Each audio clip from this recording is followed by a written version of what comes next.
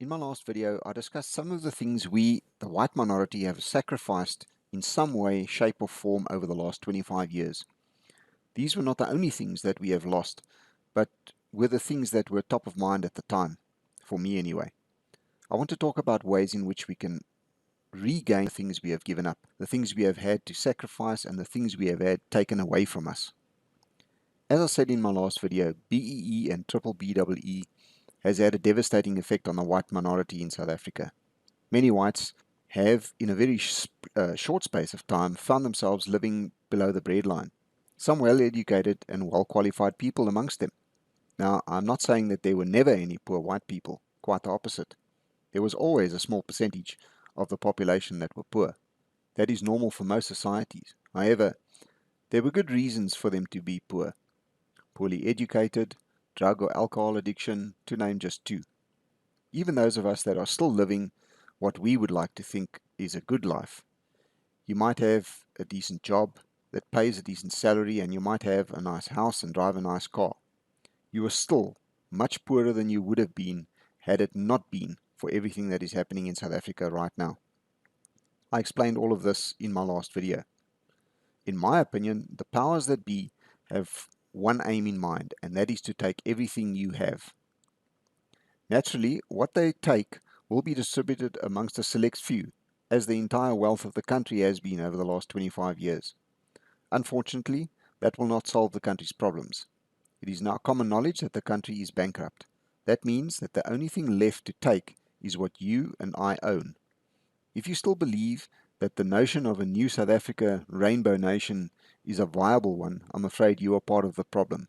The rainbow nation is a dream that has turned into a nightmare. It has failed dismally. Just like all African countries, there is absolutely no chance of us living in harmony with the rest of the population.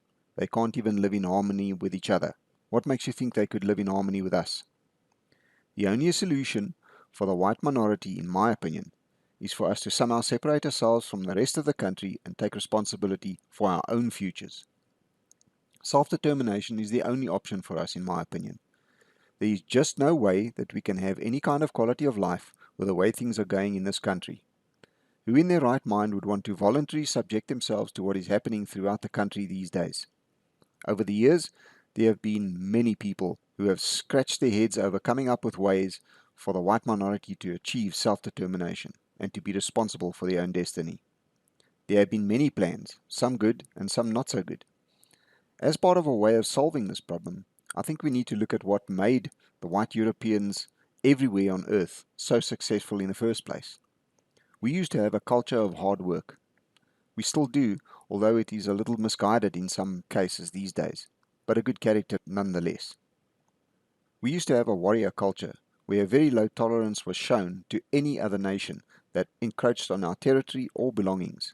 Unlike now, where we sit back and do absolutely nothing while our people are getting picked off every single day. Our possessions get taken from us every single day, and our opportunities get taken away from us every single day. To top it all, we have countries like Belgium now that is now helping to finance this. We had a strong moral backbone. We had rules that we generally obeyed and faced severe consequences if we transgressed those rules. This is totally lost on society these days. We had a strong sense of community, and we knew we could count on the support of those around us. At the same time, we regarded each other as family and protected each other as such. Sadly, this is probably the one character trait that we need to regain the most, because we have become a selfish people, only caring for ourselves and our immediate family. Today it does not matter what happens to your neighbor, as long as it does not disturb you or prevent you from watching the rugby or Sevendelaan. I've seen many examples of this since I started this channel. I've lost count of how many times I have seen comments to the effect of, if that happened to me, or my child, or my wife, etc., it would be murder. Note, they always say if it happened to one of mine. But it's okay when it happens to someone else. Until the day we see something bad happening to our neighbor in the same light as something bad happening to one of our own family members, we will not get out of this mess we find ourselves in right now. In my opinion, the only option we have is to somehow isolate ourselves and break away from what is happening in South Africa right now and make an attempt to regain all of these things. Over the years, there have been a number of plans put into motion to achieve this, with varying levels of success. I would count the Iranian movement as probably the most successful so far, with the Eureka development starting to show signs of some good results and progress too. There are a few others, but each and every one of them have one problem in common, that is money. These movements, although they are doing well, are all still part of South Africa and are paying taxes to the government, just like everyone else does. They are thereby financing their own demise, just as everyone else in the country is, if they are paying taxes. Everything happening right now in South Africa is about money. At least for the politicians it is. If we cut their money supply, they will not survive very long. This is where one movement stands head and shoulders above the rest. Before embarking on an attempt to gain self-determination of any kind, or to attempt to separate or to secede from South Africa, they first developed a system that would quite literally take the money supply away from the South African government, and thereby putting an end to financing their own persecution and demise. It is no use to live in an area and work towards self-determination while a large portion of your money is still financing your own demise through taxation. A way to take away the money supply that is so valid to the corrupt government had to be found first, and was. Who of you have ever been to a festival or community fair where to buy an alcoholic drink you first had to buy a ticket? You were then able to exchange that ticket for the alcoholic drink. This is because the venue did not possess a liquor license. However, there is no law that says that I may not barter with you. If you want to give me a seemingly worthless piece of paper for a beer, and I agree to accept it in exchange for my beer, there is no law stopping me doing just that. No money has changed hands and no laws were broken.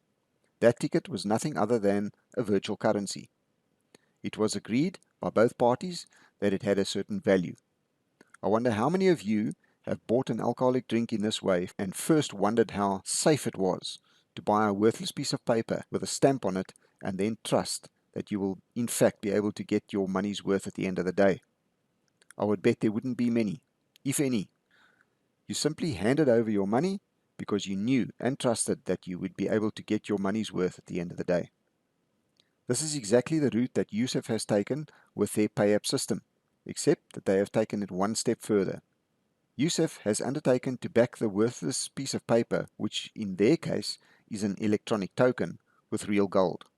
What this means is that if you decided that you, after buying that worthless piece of paper, no longer wanted or needed that beer and would rather have your money back, you could once again sell it back to whoever you bought it from, and they would refund your money. PayUp works exactly like this.